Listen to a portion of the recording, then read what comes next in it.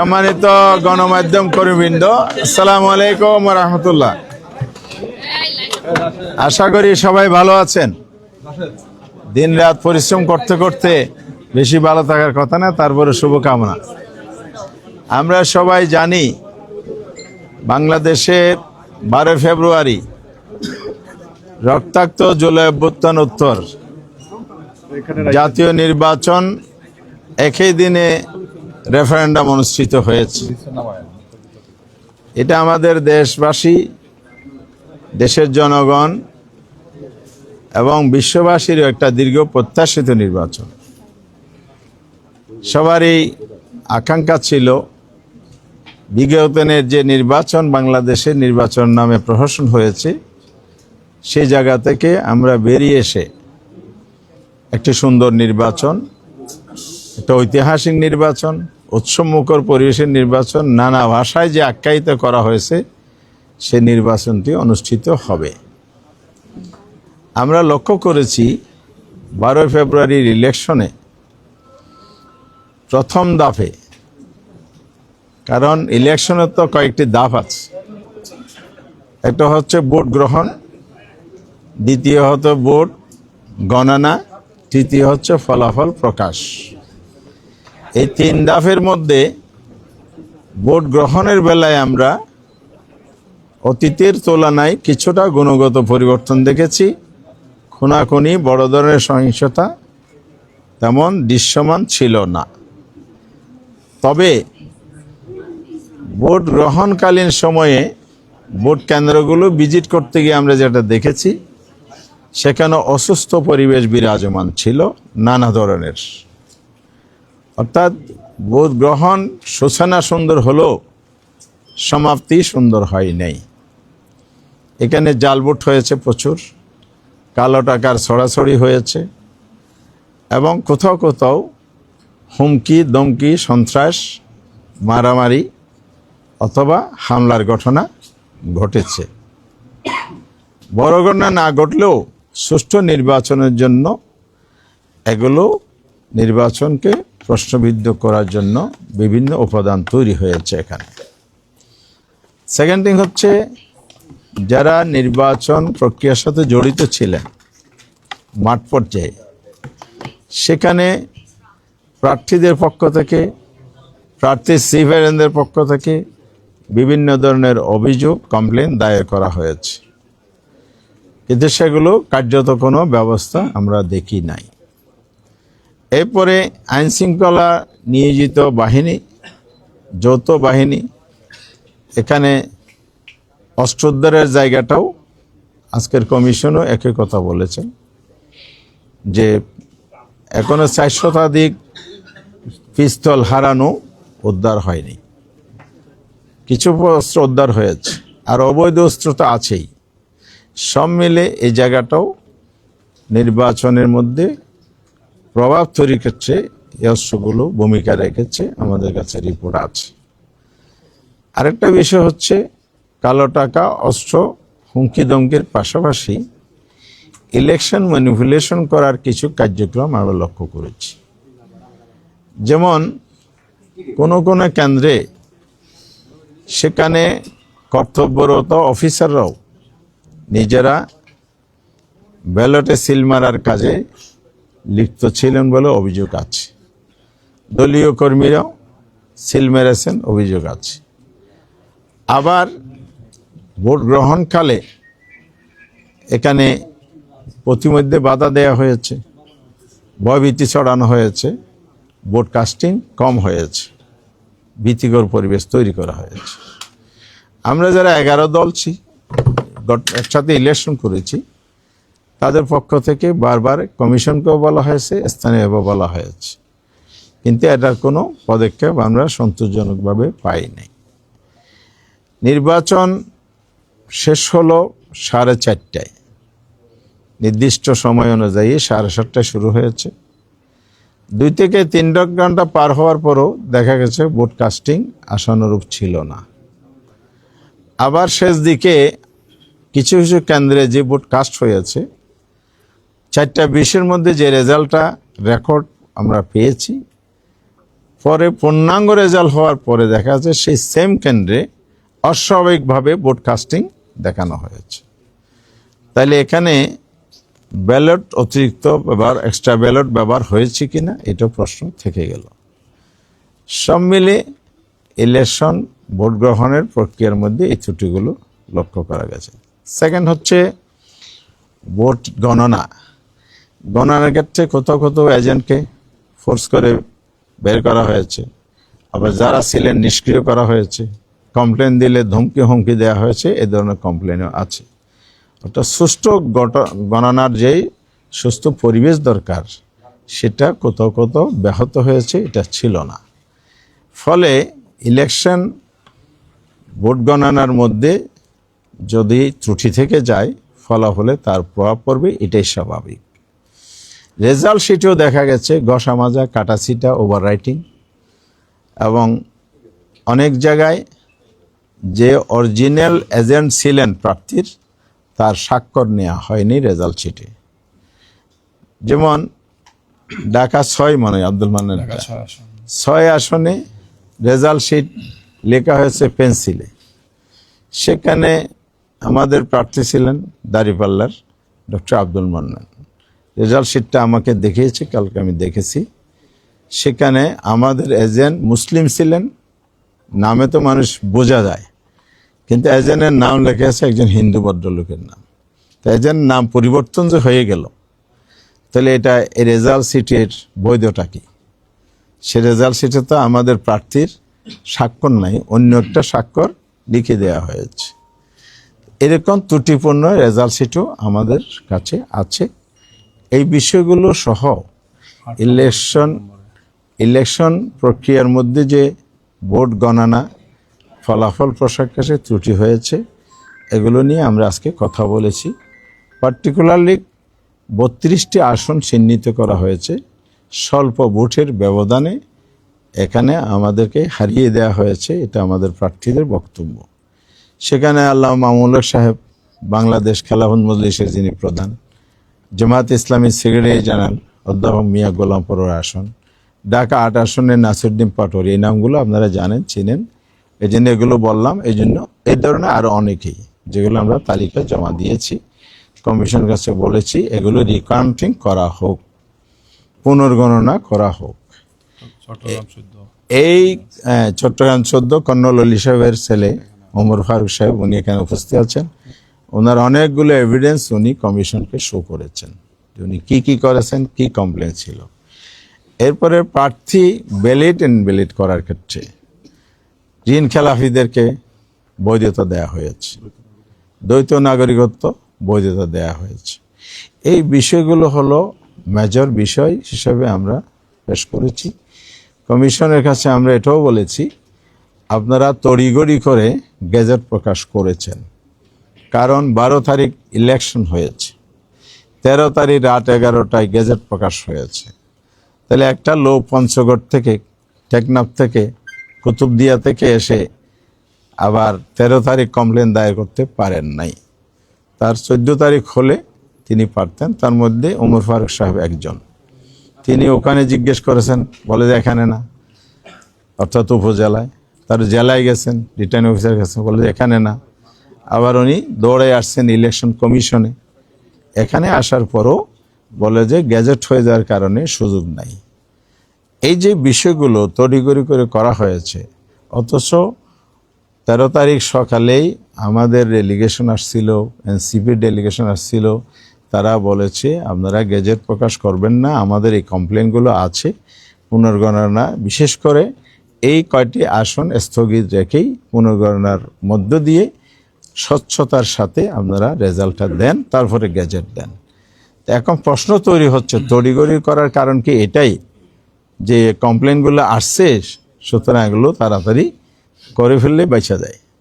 আমি জানি না, ওনাদের নিয়ত ভালো, ওনারা বলছেন, ওনারা স্বচ্ছতার সাথে করেছেন, সবই শুনেছি, কিন্তু আমরাও বলছি যে আমাদের কমপ্লেন আমরা দিয়ে গেলাম, আইনের দরজা খোলা আছে, ওনারাও বলেছেন, আমরাও আইনের প্রক্রিয়ার মধ্যে যাব। কিন্তু এখানে আমাদের রাইটটা যে ক্ষুণ্ণ করা হলো, এটা নিয়ে আমাদের প্রশ্ন রয়ে গেলে এই কথা আমরা বলেছি। সেকেন্ড পয়েন্ট হচ্ছে নির্বাচনের আগে এবং পরে সহিংসতা যে হয়েছে সেটাই। নির্বাচনী সহিংসতা বাংলাদেশে অতীত হয়েছে, এগুলো আমরা জানি, কিন্তু এইবার তো সেটা প্রত্যাশিত ছিল না।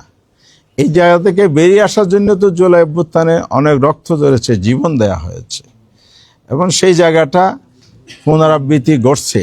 তাহলে কি এটাই হচ্ছে বাংলাদেশে আবার ফ্যাসিবাদের আবারও স্বৈরতন্ত্রের উত্থান হতে যাচ্ছে? আমার বোনরা, আমার মায়েরা, নারীরা আজকে নিরাপদ হলো না। হাতিয়ার ঘটনা কি আপনারা জানেন? 2018 সালের সেই সুবর্ণ সৌরের ঘটনার পুনরাবৃত্তি করতেছে। সেদিন কি হয়েছিল? একজন মা, একজন নারী, 4 সন্তানের জননী, তাকে গণধর্ষণের শিকার হতে হয়েছিল। প্রশাসন বলেছে এদিন কোনো ঘটনা ঘটে নাই। হাতিয়াতে একই সুর বাজতেছে। তাহলে সেই স্বৈরাচারী আমলের সুর যদি এই সময়ে বাজে, তাহলে এখানে গুণগত পার্থক্যটা কোথায়? দেশ কোন দিকে যাচ্ছে? এইবার আমরা কনসার্ন। এরপরে আমার নিজের আসনও 3 জন নারীকে আঘাত করা হয়েছে, মাথা ফেটে দেওয়া আছে, রক্তাক্ত করা হয়েছে। বাংলাদেশের বিভিন্ন জায়গায় অসংখ্য, আমরা 54টি জেলার রিপোর্ট সাবমিট করেছি, গণমাধ্যমে আসা রিপোর্ট, আমাদের বিভিন্ন সোর্সের রিপোর্টের ভিত্তিতে সহিংস ঘটনাগুলো। আমাদের আমিরি জামাত 11 দলের মিটিং করে গত পরশুদিন প্রেস ব্রিফিং করে স্পষ্ট করে দিয়েছে যে সহিংসতা বন্ধ করুন। বন্ধ যদি আপনারা না করেন তাহলে আমরা রাজপথে নামতে বাধ্য হব। আমাদের 11 দলের সিদ্ধান্ত হয়েছে, পার্লামেন্টে আমরা গঠনমূলক বিরোধী দলের ভূমিকা পালন করব, দেশ এবং জাতির স্বার্থে কথা বলবো, আমাদের বক্তব্য তুলব। দেশ গড়ার জন্য আমাদের বাংলাদেশ, দেশকে আমরা ভালোবাসি, দেশকে আমরা পিছনে নিতে চাই না, সামনে নিতে চাই। সেই সেন্টিমেন্ট থেকে আমরা কাজ করার জন্য, ভূমিকা পালনের জন্য প্রস্তুত আছি ইতিবাচকভাবে। কিন্তু যদি এই ধরনের সহিংসতা অব্যাহত থাকে তাহলে অবশ্যই দেশ আবার পিছনের দিকে যাবে। আমরা কোনো অপশক্তির হাতে, যারা ষড়যন্ত্র করে দেশকে অস্তিত্ব সৃষ্টি করে গণতন্ত্রের অভিযাত্রাকে ধ্বংস করার পায়তারা করবে, সে জায়গায় আমরা আপোষহীন থাকব। এই জন্য প্রয়োজনে আমরা রাস্তায় নামতে বাধ্য হব। ইতিমধ্যেই আমরা 11 দলের পক্ষ থেকে গতকাল লিয়াজি কমিটির মিটিং করেছি। শীর্ষ নেতৃবৃন্দের সাথে আলাপ করে আমরা আগামীকাল 16ই ফেব্রুয়ারি ঢাকার রাজপথে বাইতুল মোকাররম উত্তর গেট থেকে আমরা প্রতিবাদ সভা এবং বিক্ষোভ মিছিলের ঘোষণা দিয়েছি। কারণ হচ্ছে এই সহিংসতা বন্ধ করতে হবে। বিকাল 4:30টায় জনগণকে সাথে নিয়ে আমরা এটা প্রতিবাদ করতে চাই। এত যে না থামে তাহলে আমাদেরকে রাজপথে আরও আগাতে হবে। আমরা চাই না রাজপথে রাজনৈতিক বিষয় সমাধান করতে হোক। দেশে একটি পার্লামেন্ট গঠিত হয়েছে, হয়তো 2 দিন পরে শপথ হবে। সেই পার্লামেন্টে রাজনীতির সকল আলোচনার কেন্দ্রবিন্দু হোক, এটাই গণতান্ত্রিক রেওয়াজ, পলিটিক্যাল কালচার নতুন দ্বারা আমরা তৈরি করতে চাই। কিন্তু যারা অধিক সংখ্যক আসনে বিজয়ী হয়ে সেই পথে না হেঁটে অসুস্থ পথে যেতে চান, জনগণ সেটা মেনে নেবে না। জনগণকে সাথে নিয়ে আমরা এটা রুখে দেবো ইনশাআল্লাহ। আরেকটা বিষয় হলো সংস্কার। হানা ভোট হয়েছে, এখানে অবাক হওয়ার মতো বিষয়, বিভিন্ন আসনে আপনার ধানের শীষ প্রার্থী বা তাদের জোটের প্রার্থী যা ভোট পেয়েছে, না ভোট পড়েছে সেই পরিমাণ। তাহলে সংস্কার সবাই মিলে করার জন্য আমরা জুলাই সনদ রচনা করলাম,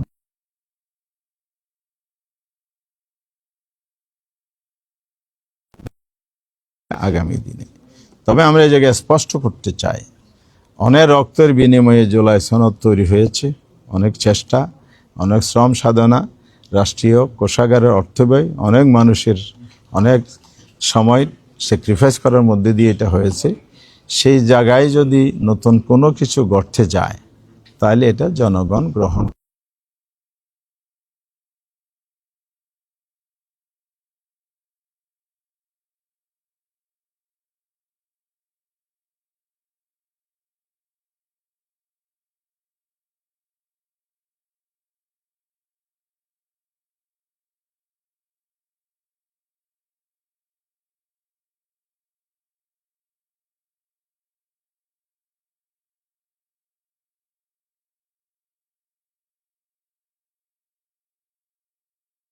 আসার পরে এর জন্য কোনো নোট অফ ডিসেন্ট আর কার্যকারিতা নাই।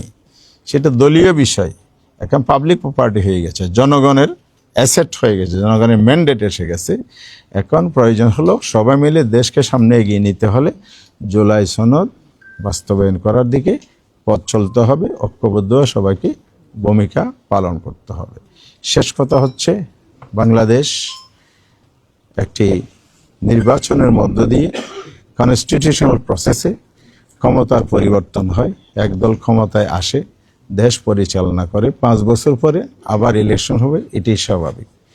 কিন্তু কোনো দলের জনগণের দায়িত্ব নেওয়ার পরে যদি মিসহ্যান্ডেলিং হয়ে যায়, সে দায়িত্ব তাদেরকে নিতে হবে। আর এবারের ইলেকশনে জন আকাঙ্ক্ষার প্রতিফলন ঘটে নাই, যে কারণে জনগণের ভোটের মাধ্যমে যে ক্ষমতার পরিবর্তনে আশাটা ছিল, এই কথাটা কিন্তু প্রশ্ন রয়ে গেল। তবে আমরা আশাবাদী হতে চাই, আগামী দিনে যেই আমাদের সামনে বাংলাদেশ গড়ার স্বপ্ন আছে, আমাদের নির্বাচনী ম্যানিফেস্টোতে আমরা বলেছি আমরা ঐক্যবদ্ধ বাংলাদেশ চাই, আমরা সবাই মিলে দেশ গড়তে চাই, দেশকে সামনে এগিয়ে যেতে চাই। সেই চিন্তা ধ্যান ধারণা সমুন্নত রেখে আমরা সামনে এগিয়ে যেতে চাই। কমিশনকে আমরা বলেছি এই অভিযোগগুলো আপনারা খতিয়ে দেখেন, আর আমরা আইনি প্রক্রিয়া যেটা আগাবো স্বচ্ছতার সাথে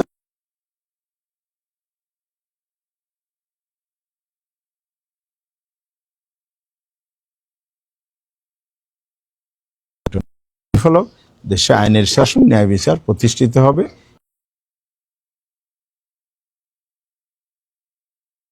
যে 32টি কথা বললেন, অনেক অভিযোগের কথা বললেন, তড়িঘড়ি করে গেজেট প্রকাশিত হয়েছে, আপনাদের জোটের 77 জন নির্বাচিত হয়েছে, তো হয়তোবা 17 তারিখে শপথ আছে, এই শপথে আপনারা যাবেন কিনা, আপনারা শপথ নেবেন কিনা? জি, আমরা শপথের ব্যাপারে পজিটিভ সিদ্ধান্ত নিয়েছি। আমরা শপথ গ্রহণ করব, পার্লামেন্টও যাব, আমরা গঠন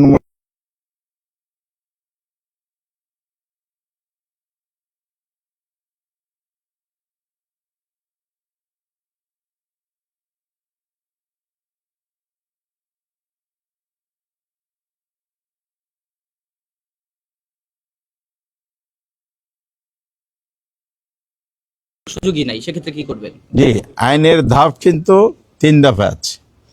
একটা হলে ইসি করতে পারে, এরপর ট্রাইব্যুনাল আছে, এরপরে হাইকোর্টে রিট করা যাবে। এই আইনি প্রসেসগুলো আমরা অনুসরণ করব। 32-এর বাইরেও আমাদের কাছে এভিডেন্স সাফিসিয়েন্ট আমাদের হাতে আসতেছে, সেজন্য ব্যবধানের বাইরেও বড় ব্যবধান হারানো যদি এখানে এভিডেন্স পাওয়া যায়, সেক্ষেত্রে আমরা আইনের আশ্রয় নেব।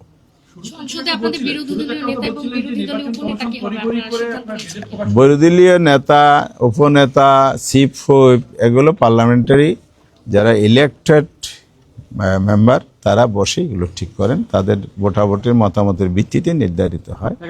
আমরা অবশ্যই শপথ গ্রহণের পরে এবারে সিদ্ধান্ত নেব। 5 আগস্টের পর সবসময় আপনারা রাষ্ট্র সংস্কারের কথা বলেছেন, আপনাদের কি কখনো মনে হয়েছে কিনা যে ভোট পদ্ধতির সংস্কারের প্রয়োজন? আর এই নির্বাচন কি আপনারা যেমন আজকে এসে দোষারোপ করছেন নির্বাচন অফিসকে, তো নির্বাচন অফিসকে আইনের বাইরে কোনো কাজ করেছে কিনা? জি, ধন্যবাদ। সংস্কার তো কমিশনের মধ্যে নির্বাচন কমিশনের সংস্কারের কিছু বিষয় মৌলিকভাবে এসেছে। জুলাই সনদ বাস্তবায়ন হলে এগুলো আমরা সফল পাবো, যেহেতু কোনো বাস্তবায়ন হয়নি, সফল পাইনি। সেকেন্ড হচ্ছে ইলেকশন কমিশন তাদের বক্তব্য অনুযায়ী হার অ্যান্ড সোল চেষ্টা করেছে, পরিশ্রম করেছে, এটা আমরা শুনেছি, এটা আমরা বিশ্বাসও করতে চাই। আর গুণগত চেঞ্জ যেটা আমি বলেছি শুরুতে, সেটাও একটা অ্যাচিভমেন্ট বলতে চাই। কিন্তু মৌলিক জায়গায় আপনি যতই সুষ্ঠু ভোট গ্রহণ করেন না কেন, ফেয়ারলি যদি রেজাল্ট ঘোষণা না হয়, এখানে যদি ইঞ্জিনিয়ারিং হয়, আপনি যদি এটা চেক দিতে না পারেন, পদক্ষেপ না নিতে পারেন, এখানে ওই একটা দায়সারা গোছরের বক্তব্য দিলে হবে। এখানে দায় দায়িত্ব অন্যরা এড়াইতে পারবে না। ইলেকশন ইঞ্জিনিয়ারিং দায় দায়িত্ব ইলেকশন কমিশনকে নিতে হবে।